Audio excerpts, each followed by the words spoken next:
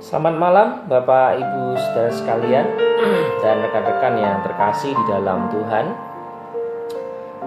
Hari ini kita akan bersama-sama memulai perenungan firman Tuhan dalam pendalaman Alkitab yang kita lakukan setiap hari Kamis malam. Saya mengajak Bapak Ibu saudara sekalian untuk bersama-sama mempersiapkan diri. Kita akan berdoa terlebih dahulu sebelum kita memulai pendalaman Alkitab kita pada hari ini ya. Saya mengajak kita berdoa. Selamat bergabung Elis dan keluarga di rumah, Tuhan memberkati. Selamat bergabung juga Ibu Lili, Tuhan memberkati.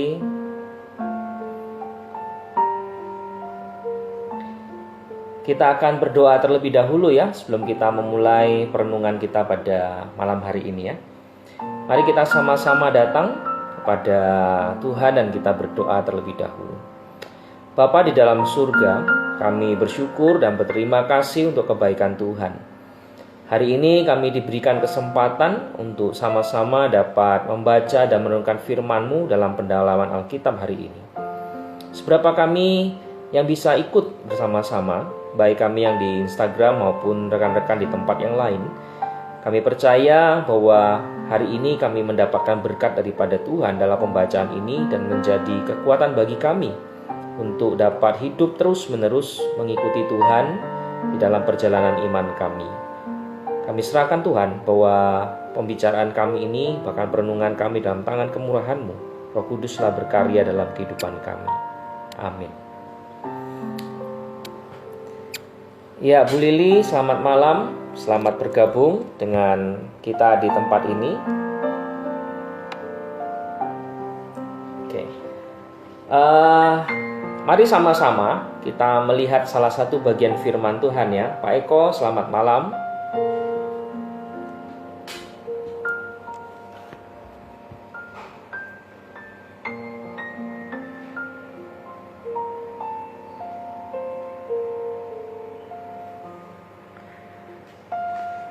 Mari teman-teman kita membuka satu bagian firman Tuhan di dalam Kejadian pasal yang ke-13 ya.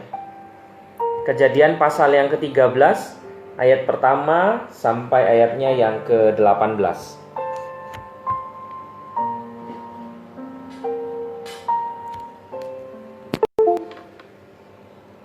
Malam Eko. Mari sama-sama kita buka dalam Kejadian pasal 13 ayat yang pertama sampai ayatnya yang ke-18. Tapi saya tidak akan baca semua Bapak Ibu ya. Nanti Bapak Ibu bisa baca sama-sama di rumah. Saya akan hanya baca di ayat yang pertama sampai ayat yang ke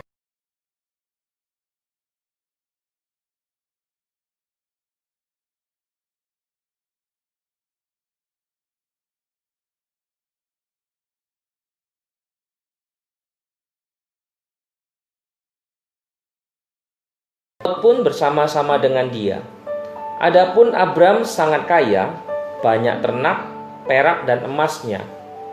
Ia berjalan dari tempat persinggahannya ke tempat persinggahan, dari tanah Negev sampai ke dekat Betel, di mana kemahnya mula-mula berdiri antara Betel dan Ai, ke tempat mezbah yang dibuatnya dahulu di sana.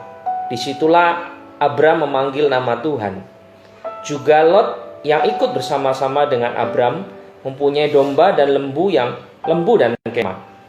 Tetapi negeri itu tidak cukup luas bagi mereka untuk diam bersama-sama, sebab harta milik mereka amat banyak, sehingga mereka tidak dapat diam bersama-sama. Karena itu terjadilah perkelahian antara para gembala Abram dan para gembala Lot. Waktu itu orang Kanaan dan orang Feris diam di negeri itu. Maka berkatalah Abram kepada Lot, "Janganlah kiranya ada perkelahian antara aku dan engkau, dan antara para gembalaku dan para gembalamu, sebab kita ini kerabat. Bukankah seluruh negeri ini terbuka untuk engkau? Baiklah pisahkan dirimu daripadaku. Jika engkau ke kiri, maka aku ke kanan. Jika engkau ke kanan, maka aku ke kiri." Lalu Lot melayangkan pandangannya, dan dilihatnya bahwa seluruh lembah Yordan banyak airnya, seperti taman Tuhan, seperti tanah Mesir sampai ke Zoar. Hal itu terjadi sebelum Tuhan memusnahkan Sodom dan Gomora. Sebab itu Lot memilih baginya seluruh lembah Yordan itu, lalu ia berangkat ke sebelah timur dan mereka berpisah. Abram menetap di tanah Kanaan, tetapi Lot menetap di kota-kota lembah Yordan dan berkemah di dekat Sodom. Adapun orang Sodom sangat jahat dan berdosa terhadap Tuhan. Nah, ibu-ibu dan bapak sekalian, hari ini kita belajar tentang satu tokoh Alkitab yang sering kita dengarkan mungkin ya. Kita mungkin mendengarkannya beberapa kali dalam banyak peristiwa. Namanya adalah Lot. Siapakah Lot ini? Nah, Lot ini secara singkat kita ketahui bahwa dia adalah seorang anak yatim ya. Papanya namanya atau ayahnya bernama Haran. Itu saudara dari Abraham. Jadi pada dasarnya Lot ini adalah keponakan dari Abram atau Abraham ya kita sebutnya. Nah, kemudian yang menariknya bahwa Lot ini ikut bersama dengan Abraham atau bersama dengan Sarah untuk pergi dari Ur Kasdim menuju Kanaan. Dan dalam perjalanan tersebut dia memang mengikuti Abraham sampai ke Kanaan. Bahkan bukan hanya sampai Kanaan, tapi dia juga pergi ke Mesir dan kembali ke tanah Kanaan setelah masa kelaparan lewat. Dan yang menariknya adalah selama dia ikut dengan Abraham, ternyata Lot ini juga menjadi orang yang sukses ya. Artinya menjadi orang yang punya segalanya. Dikatakan dia punya ternak, dia punya gembala, dia bahkan punya domba, lembu, dia punya kemah. Dikatakan dia diberkati Tuhan karena dia ikut dengan Abraham. Bapak Ibu Saudara sekalian, ada banyak orang yang mencari berkat Tuhan ya. Ada banyak orang yang berusaha untuk bagaimana mendapatkan berkat Tuhan. Nah, di sini kita melihat bahwa Lot itu tidak perlu susah-susah untuk mencari berkat Tuhan. Dia hanya perlu ikut sama pamannya, yaitu si Abraham. Tuhan memberkati Abraham dan juga Tuhan memberkati Lot lewat Abraham. Bapak Ibu Saudara sekalian, setelah kita melihat begitulah panjang, kurang lebih hampir beberapa tahun di dalam kehidupan Abraham, si Lot ikut bersama dengan dia. Dan dikatakan bahwa Lot menjadi kaya. Dan bukan hanya kaya, tetapi dikatakan sangat kaya. Bahkan dikatakan terjadi perkelahian antara para gembala Lot dan gembala Abraham. Dan itu terjadi beberapa kali. Dan dikatakan mereka sangat kaya dan harta milik mereka amat banyak, sehingga mereka tidak dapat diam bersama-sama. Kemudian karena ini adalah seorang paman ya, pamannya ya namanya paman ya, dia menganggap Lot ini adalah bagian dari keluarganya, sehingga dia memilih untuk bagaimana memberikan kesempatan kepada Lot untuk memilih terlebih dahulu daerah yang dia ingin ambil. Dan kemudian dikatakan di ayat 11, Lot memilih baginya seluruh lembah Yordan itu. Dan kemudian dia tinggal menetap di daerah kota Sodom. Sedangkan Abraham tidak mengambil apapun. Abraham hanya mengambil sisanya, karena semua tempat yang terbaik sudah diambil oleh Lot. Abraham hanya mengambil sisanya. Dia tinggal di pergunungan, tempat yang tandus yang tidak sangat menariknya. Nah, disinilah kita melihat bahwa pilihan-pilihan yang diambil oleh Lot sangat luar biasa. Nah, Bapak Ibu Saudara sekalian, kita sudah tahu tadi Lot adalah seorang ponakan dari Abraham. Dia diberkati karena dia ikut dengan Abraham. Dia semakin kaya karena dia bersama dengan Abraham. Kemudian karena begitu mereka kaya, sehingga mereka terjadi pertengkaran di antara gembala mereka.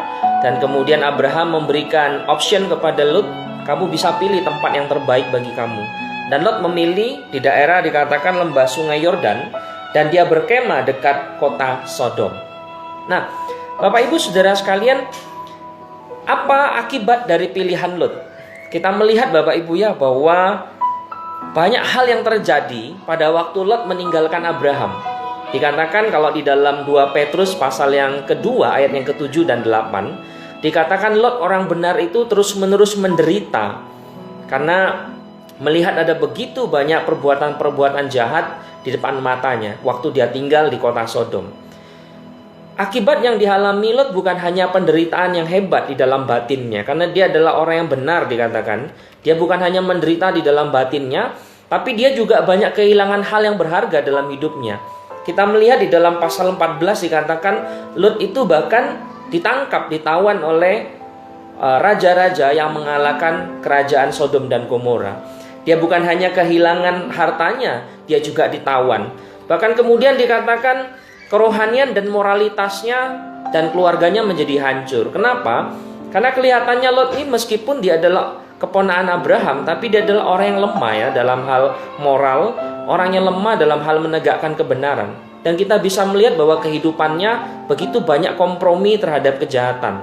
Dan kemudian dikatakan sampai satu peristiwa aib yang terjadi, bagaimana dia dibuat mabuk oleh anak-anaknya dan kemudian dia meniduri kedua anaknya, dan kemudian dari situlah lahir Bani Amon dan Bani Moab.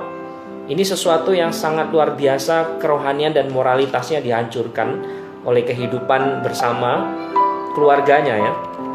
Kemudian dikatakan lagi bahwa kejahatan yang terjadi sangat sangat tidak menyenangkan gitu ya. Karena kita melihat bahwa kehidupan Lot yang dibangun pada waktu ikut bersama dengan pamannya, dia adalah orang yang berhasil dalam kehidupannya, dia berhasil, tapi pada akhirnya seluruhnya dihancurkan dan dia kehilangan segala sesuatu. Bahkan dia kehilangan istrinya, dan kita melihat bahwa kehidupan pribadinya pun hancur ya melalui kebejatan yang dilakukan oleh anak-anaknya. Nah, Bapak Ibu Saudara sekalian, mengapa ya Lot ini kehidupannya hancur, berubah begitu drastis gitu ya? Apa yang membuat Lot itu salah dalam memilih? Yang pertama, dia melupakan Tuhan dalam pilihannya. Kenapa? Karena kalau kita melihat di dalam ayat yang ke-14 dikatakan setelah Lot berpisah dari Abraham, berfirmanlah Tuhan kepada Abraham. Abraham tidak memilih apapun. Dia memberikan kesempatan kepada Lot untuk memilih. Dan Lot mengambil keputusan untuk memilih yang terbaik baginya. Abraham tidak memilih apapun. Nah, disinilah kita melihat bahwa Lot tidak melibatkan Tuhan di dalam pilihannya. Pada waktu dia memilih untuk meninggalkan Abraham dan masuk ke kota Sodom, dia tidak mengikut sertakan Tuhan dalam pilihannya. Tidak menanya Tuhan dulu, tidak bertanya tentang Tuhan, tidak bertanya terlebih dahulu mana yang terbaik untuk dirinya. Itu yang pertama. Terus kemudian yang kita ketahui adalah yang kedua, dia memilih berdasarkan pertimbangan jasmani, apa yang dilihat oleh mata. Ini kelihatan sekali pada ayat yang ke-10. Waktu Lot melayangkan pandangannya, dilihatnya seluruh lembah Yordan banyak airnya, seperti taman Tuhan, seperti tanah Mesir sampai ke Zoar. Sebab itu Lot memilih baginya seluruh lembah Yordan itu. Dan dikatakan Lot melihat bahwa pilihan yang ada itu yang sangat baik, seluruh lembah Yordan sampai ke daerah Sodom dan Gomora.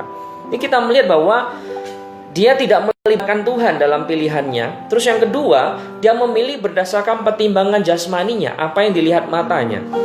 Dan kemudian yang ketiga, kita melihat bahwa kesalahan dia yang terakhir adalah dia memilih semata-mata berdasarkan demi kepentingan dirinya sendiri, bukan demi kemuliaan Allah. Kenapa? Karena Lot ini adalah kalau tipikal sekarang tipikal pengusaha ya, pengusaha yang maunya yang bagus, yang terbaik, yang menguntungkan. Yang dia lihat kota Sodom itu sangat bagus, sangat indah dan sangat subur. Karena itu dia mengambil yang terbaik bagi dirinya.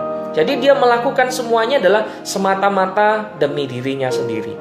Jadi tidak melibatkan Tuhan. Terus yang kedua, dia memilih berdasarkan apa yang dia lihat. Terus yang ketiga, dia memilih berdasarkan apa yang dia inginkan, bukan demi kemuliaan Allah. Nah, Bapak Ibu, kita melihat bahwa pilihannya ternyata benar-benar membawa kehancuran baginya. Ada beberapa kehancuran yang dialami oleh Lot ya. Dia di pasal ke-14 dikatakan dia ditawan, kemudian dia dilepaskan oleh Abraham. Kemudian dikatakan berikutnya pada waktu di pasal yang ke-19, kota Sodom dan Gomora dihancurkan. Bahkan dia berlambat-lambat keluar dari kota tersebut, sampai kemudian istrinya menjadi tiang garam. Dan yang terakhir bahwa dia sendiri ditipu oleh anak-anaknya, sehingga dia tidur dengan kedua anaknya. dan dia menjadi bapak dari kedua anaknya yang bernama Ben-Ami dan Moab ya.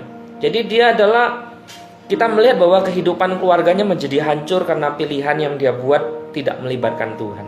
Bapak Ibu Saudara sekalian, ada banyak dalam kehidupan ini pilihan-pilihan yang harus kita buat.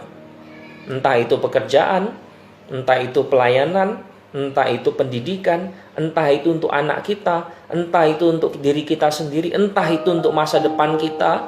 Apapun pilihan, kita diajarkan hari ini untuk tidak melihatnya dalam kacamata Lot. Tidak berdasarkan apa yang kita lihat, tidak berdasarkan apa yang kita inginkan, apalagi tidak melibatkan Tuhan. Jangan sampai.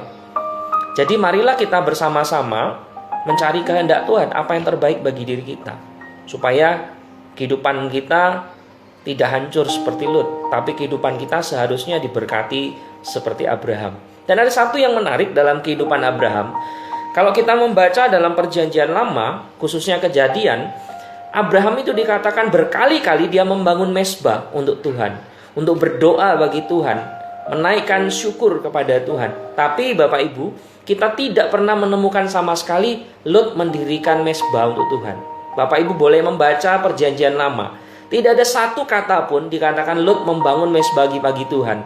Apalagi ketika dia ada di kota Sodom, dia sama sekali tidak pernah membangun mezbah bagi Tuhan. Jadi pada waktu ketika Allah ingin menghancurkan Sodom dan Gomora, dikatakan Allah ingatlah kepada Abraham. Karena itu dia datang kepada Abraham untuk menyampaikan peristiwa bahwa Sodom dan Gomora akan dihancurkan. Pada waktu Abraham mendengar bahwa Sodom dan Gomora akan dihancurkan, Abraham melakukan negosiasi kepada Tuhan. Abraham bertanya, Tuhan, kalau ada 50 orang di kota Sodom, masa kau menghancurkan kota Sodom? Tuhan bilang, enggak, aku tidak akan menghancurkan kalau ada 50. Dan kemudian Abraham menawar kembali sampai ke paling rendah 10 orang. Abraham pikir, Lot ini kan orang baik, Lot ini kan orang benar, dia sudah tinggal bersama saya, dia tahu seperti apa Tuhan, jalan-jalan Tuhan dan kebenaran Tuhan. Pastilah ada 10 orang yang sudah dimenangkan oleh Lot melalui kehidupannya. Abraham pikir seperti itu, tapi kenyataannya seumur hidupnya Lot sama sekali tidak pernah mendirikan mezbah bagi Tuhan. Dan pada waktu kedua malaikat datang ke Sodom dan Gomora, terbukti bahwa tidak ada satu orang pun yang mau mendengarkan Lot, bahkan termasuk menantu-menantunya. Tapi Tuhan masih punya kemurahan dan Tuhan masih memberikan anugerah kepada Lot untuk membawa dia keluar dengan istri dan kedua anaknya. Tapi anugerah itu disia-siakan oleh Lut. Bapak Ibu Saudara sekalian, semoga kita menjadi anak Tuhan yang harus terus-menerus bergantung kepada anugerah Tuhan, bukan bergantung kepada kekuatan kita, bukan bergantung kepada apa yang kita lihat dan yang kita inginkan. Tuhan Yesus memberkati. Mungkin ada pertanyaan dari rekan-rekan sekalian tentang Lut.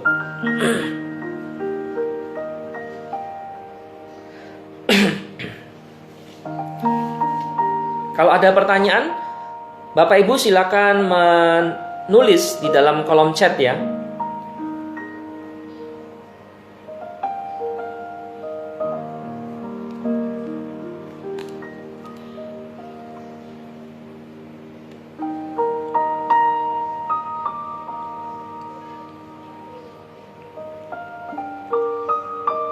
Kalau ada yang mau bertanya silakan untuk menulis di kolom chat.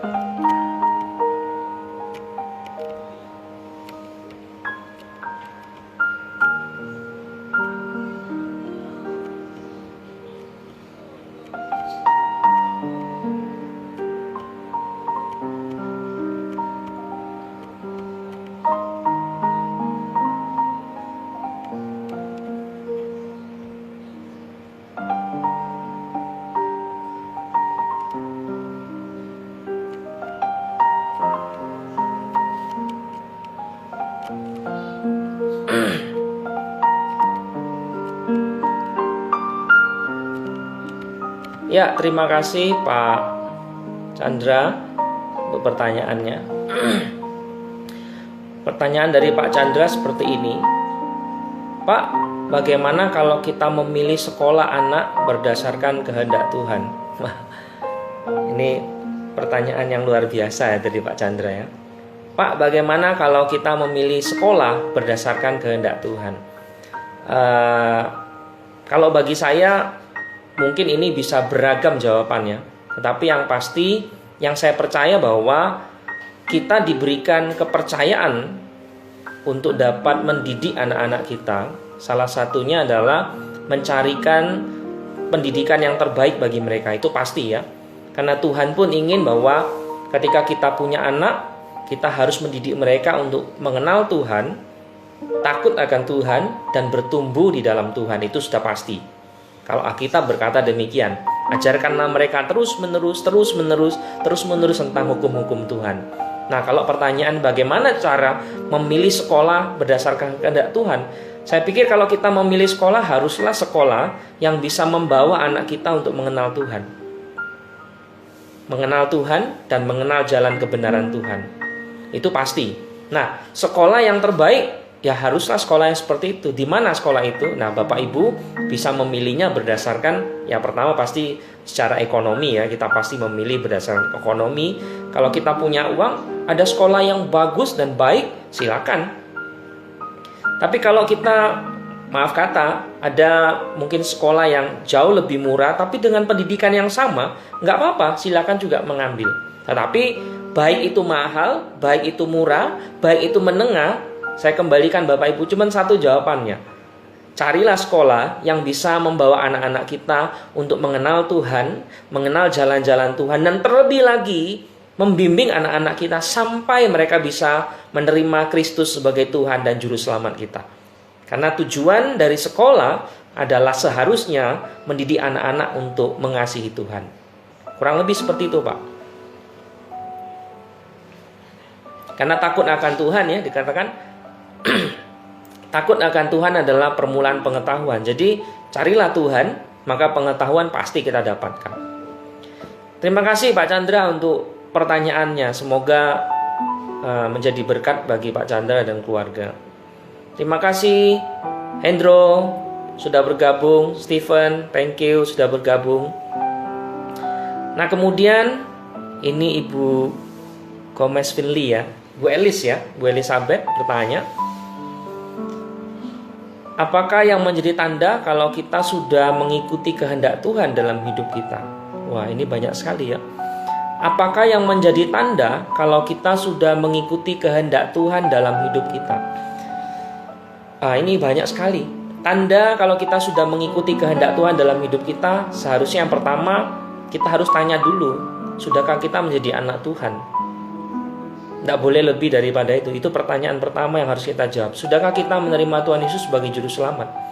Kalau kita sudah mengikuti Dia, sudah menjadi anak-anak Tuhan, maka tandanya adalah mengikuti Dia, melakukan kehendak Tuhan, memberikan yang terbaik bagi Dia melalui semua yang kita lakukan.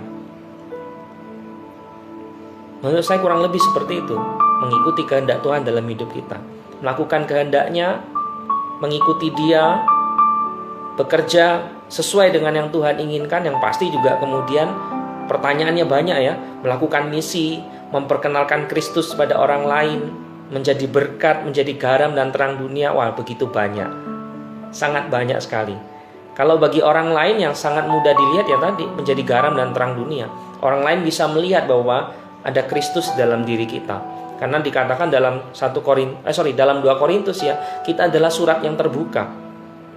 Jadi orang bisa melihat Kristus dalam diri kita. Oke, kemudian dari Komisi Anak Yosia Kupang Jaya, bagaimana kita bisa mengetahui bahwa itu adalah kehendak Tuhan? Nah, ini banyak lagi ya jawabannya ya. Bagaimana kita bisa mengetahui bahwa itu adalah kehendak Tuhan? Nah, saya ambil contoh bagaimana kita mengetahui kehendak Tuhan. Saya ambil contoh begini. Bapak Ibu, kalau kita sudah menikah, kalau kita sudah Oke, saya jawab dulu ya. Kalau Bapak Ibu sudah menikah, pertama kali kita menikah dan kemudian kita tinggal dengan istri atau dengan suami, kita banyak tidak tahu seperti apa suami atau istri kita.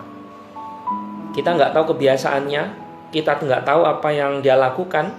Tapi setelah kita menikah, tinggal bersama, baru kita tahu ada hal-hal yang kita tidak ketahui. Bagaimana mungkin dia tidak disiplin atau apapun kita bisa tahu. Nah, saya ambil contoh kehidupan saya. Saya tidak tahu kesukaan istri saya sebelum saya menikah. Setelah saya menikah dengan istri saya, baru saya tahu banyak tentang kehidupannya. Salah satunya adalah, saya ambil contoh ya, bahwa makan. Pada waktu makan, dia suka pedas. Saya suka asin. Jadi pada waktu saya ambil contoh ya, saya makan soto begitu ya. Kita makan soto ayam gitu ya. Waktu makan soto ayam, saya langsung tahu dia paling suka sambal, sama kemudian yang kedua koya. Koya itu adalah kerupuk yang dihancurkan gitu ya. Jadi pada waktu makan, saya langsung tanpa ngomong, saya langsung tahu, "Ma, ini sambalnya, Ma. Ma, ini koyanya." Karena dia tahu, saya tahu dia suka itu. Dan dia juga tahu kalau saya suka asam. Pada waktu makan soto, yang nomor satu dia tawarkan adalah jeruknya dan kemudian garam. Dia tahu kesukaan saya. Kenapa? Saya bisa tahu kesukaan dia, dia bisa tahu kesukaan saya. Karena kita dekat. Kita terus-menerus hidup bersama, terus-menerus belajar berkomunikasi, terus-menerus mengenal dirinya. Nah, Bapak Ibu, kalau mau tahu tentang kehendak Tuhan, bagaimana mengetahui kehendak Tuhan? Cara satu-satunya harus banyak komunikasi dengan Tuhan. Baca firman Tuhan, rajin mengenal Dia di dalam doa, berkomunikasi dengan Dia. Nah, saya percaya kita bisa mengetahui kehendak Tuhan ketika kita terus-menerus belajar untuk mengenal Dia. Mungkin kurang lebih seperti itu. Karena di dalam firman Tuhan, semua ini kehendak Allah. Kita pasti bisa mengetahui kehendak Allah. Mana kehendak Allah? Kehendak Allah bukan tiba-tiba bicara di dalam telinga kita, bukan tiba-tiba muncul di handphone kita, "Aku mau begini," tidak. Baca firman Tuhan, ini adalah kehendak Allah. Hidup menjadi garam dan terang dunia, hidup menjadi berkat, itu adalah kehendak Tuhan. Oke, saya coba menjawab kemudian dari Komisi Anak ya. Nah, Pak, menyambung pernyataan Pak Julius, jika seorang anak belum sampai menerima Kristus dalam hidupnya, apakah sekolah gagal mendidik anak? Nah, jawaban ini yang pertama, sekolahnya sudah melakukan belum tugas tanggung jawab mereka untuk memperkenalkan Kristus kepada anak-anak. Kalau sekolah itu sudah melakukannya melalui ibadah, melalui perenungan firman, melalui pendalaman, melalui konseling, melalui retreat, melalui apapun, banyak hal yang dilakukan. Kalau semua sudah dilakukan, itu tanggung jawab sekolah dianggap sudah. Anak bisa terima Tuhan Yesus, itu bukan tanggung jawab orang, bukan tanggung jawab sekolah. Itu adalah cara kerja Roh Kudus. Roh Kuduslah yang bekerja, yang membuat anak tersebut menerima Tuhan Yesus. Ada banyak kesaksian-kesaksian di dalam sekolah. Pada waktu dia di sekolah, susah gurunya merubah dia. Dikasih tahu tidak mau, diinjili tidak mau dengar, dikasih tahu tidak mau berubah. Tapi waktu dia lulus dari sekolah, Tuhan bekerja secara khusus pada anak itu, dia bertobat. Ada banyak hal yang seperti itu. Jadi nggak usah khawatir. Yang paling penting adalah kita melakukan tugas kita. Sekolah sudah melakukan tugasnya untuk memperkenalkan Kristus, memperkenalkan juru selamat kepada anak itu. Nah, yang membuat dia bertobat itu karya Roh Kudus nanti. Percayalah, kalau kita mendoakan dia, maka Tuhan pasti akan menjangkau dia. Amin. Kemudian dari Stephen ya. Wah, ini pertanyaan doktrinal ya. Saya pikir saya akan menjawab pendek karena ini konteksnya adalah tentang Lot ya. Apakah sudah selamat bisa hilang? Keselamatan kita karena dosa apa? Apakah sudah selamat bisa hilang? Keselamatan kita karena dosa apa? Ini dua pertanyaan ya kayaknya ya. Apakah sudah selamat bisa hilang? Kalau saya jawab yang pertama dulu aja ya. Apakah keselamatan bisa hilang? Saya percaya kalau kita sudah di dalam tangan Allah, kita sudah ada di dalam genggaman Allah, kita sudah ada di dalam anugerahnya, maka tidak ada yang bisa mengambil kita daripada Allah. Baik itu kematian kah, penderitaan kah, baik itu susah kah, penyakit kah, bahkan malaikat pun tidak ada yang bisa memisahkan kita dari kasih Kristus. Itu yang saya percayai.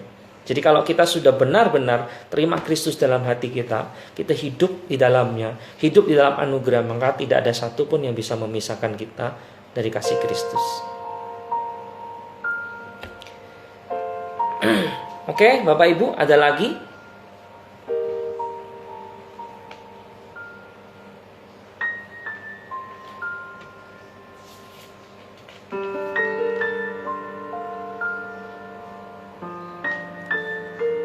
Untuk Pak Steven ya, Pak Steven boleh baca nanti Roma ya, Roma 8 ayat 38 sampai yang ke-39. Ini salah satu ayat favorit saya. Boleh dibaca nanti.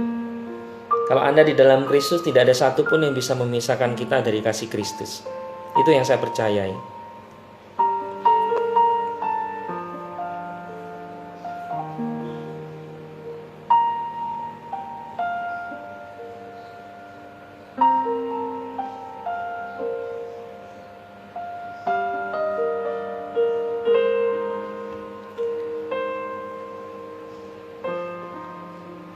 Ada pertanyaan lagi, Bapak Ibu? Oke, jika tidak ada, maka kita akan akhiri pendalaman Alkitab pada malam hari ini. Semoga ini menjadi berkat bagi kita dalam kehidupan kita sehari-hari. Marilah kita bersandar kepada anugerah Tuhan. Marilah kita percaya kepada Dia untuk melewati segala kesulitan, masalah kehidupan, bahkan hari-hari yang akan kita hadapi ke depannya. Untuk melakukan karya-karya Allah, kita tetap harus bersandar kepada kemurahan hatinya. Amin. Saya mengajak kita semua untuk berdoa. Bapa di dalam surga, terima kasih untuk kebaikan Kau Tuhan kepada kami, yang akan menolong kami sampai hari ini. Dalam seluruh kehidupan kami ini, kami hanya berharap pada kebaikan dan kemurahan hati-Mu Tuhan. Kami berdoa bagi rekan-rekan kami di gereja Kristen Kalam Kudus Kupang Jaya, maupun yang hari ini ikut dalam pertemuan di Instagram khususnya untuk mendalam Alkitab. Tuhan menolong kami semua. Kau memberkati kehidupan perjalanan iman kami, kehidupan rohani kami, untuk semakin lagi belajar hidup kudus di hadapan-Mu, untuk hidup terus-menerus kami sempurna sama seperti Engkau adalah sempurna. Kami mau belajar Tuhan untuk melakukan banyak hal yang terbaik bagi Engkau. Berkati keluarga, anak-anak, pekerjaan maupun usaha dari rekan-rekan kami semua. Tuhan menolong kami hari ini sampai Maranatha. Terima kasih Tuhan. Di dalam nama Yesus Kristus kami berdoa dan bersyukur. Amin.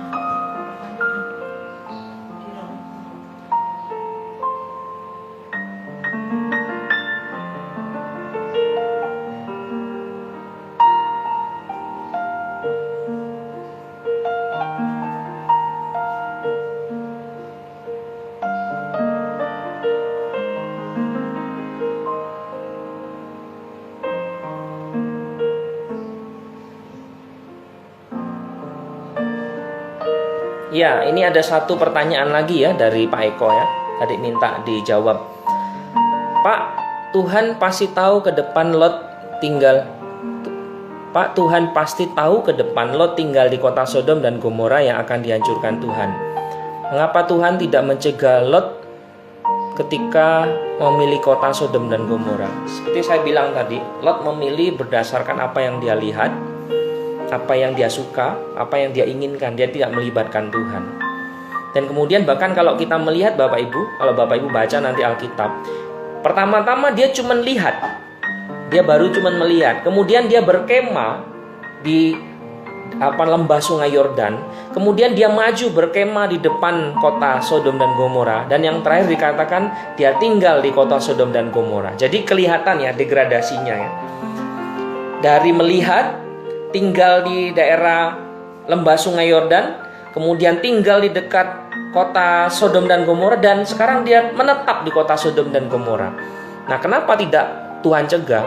Memang Tuhan tidak pernah seperti itu. Tuhan membiarkan karena itu pilihan Lut. Itu pilihannya dia. Tuhan tidak pernah mencegah dia. Bahkan kalau kita hari ini pun melawan Tuhan, Tuhan tidak mencegah. Itu pilihan kita. Tetapi kembali lagi tadi, Konsekuensinya kita yang tanggung. Konsekuensinya kita yang tanggung. Apa yang kita lakukan itu pasti kita tanggung. Kurang lebih seperti itu, Pak. Kenapa dia tidak melibatkan Tuhan? Nah, kalau saya mau jawab akhirnya ya, Lot itu sebenarnya dia hidup bersama dengan orang percaya. Dia itu adalah orang benar, tapi dia tidak sepertinya tuh lemah gitu ya menghadapi kejahatan yang ada, tidak berani bertindak begitu ya. Dia lemah di dalam menegakkan kebenaran. Itu model Lot kalau saya bilang. Kemudian kalau saya bisa bilang Lot itu lebih banyak berkompromi untuk kepentingan dirinya, lebih banyak berkompromi untuk apa yang dia inginkan. Nah, itu tipenya Lot. Nah, kalau masalah hukum-menghukum saya serahkan mana Tuhan ya, karena saya tidak bisa menghakimi. Apakah Lot nanti masuk neraka atau masuk surga, saya tidak tahu. Tapi yang pasti Alkitab berkata Lot itu orang benar. 2 Petrus pasal 2 ayat ke-8 dikatakan Lot itu orang benar. Itu Alkitab berkata Lot itu orang benar. Itu saja. Dan hukuman pada dia diberikan pada Tuhan, memberikan hukuman pada Lot, semuanya dihancurkan. Kehidupannya, rumah tangganya, bahkan secara akhlak pun atau secara moral pun dia hancur sekali. Lot. Tuhan memukul Lot benar-benar sampai begitu hancur. Itu mungkin kalau dari saya. Terima kasih teman-teman. Tuhan memberkati. Bertemu lagi kembali nanti di minggu depan dengan tema yang berbeda ya. God bless you. Tuhan berkati.